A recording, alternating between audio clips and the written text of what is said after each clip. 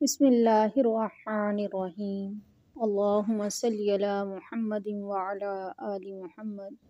ایسی دعائیں جو اس دنیا کے لیے نہیں ہیں، یہ دعا آپ بھی ضرور مانگا کریں۔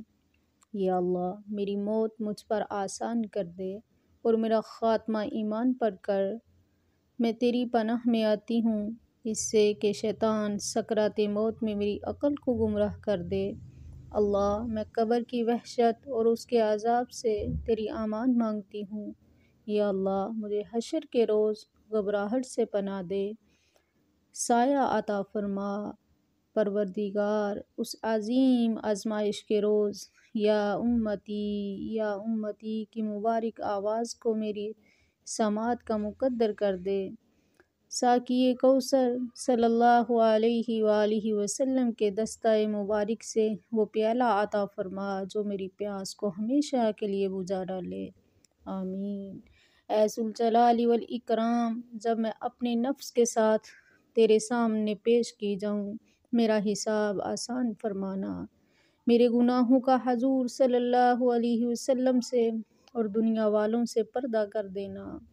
میری کتاب میرے دائیں ہاتھ کو عطا فرمانا۔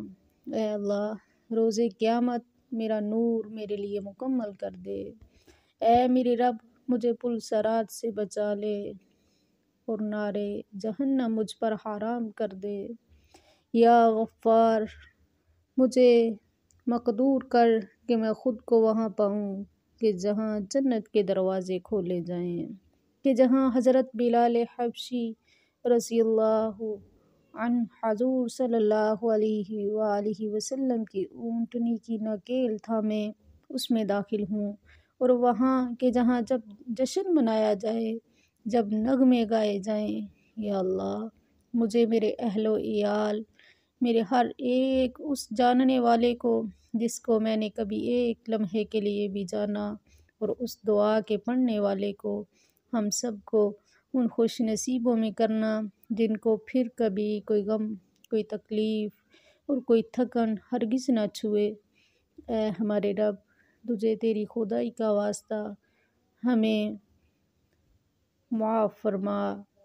یا اللہ، ہماری اس دعا کو اپنی رحمت سے قبول فرما۔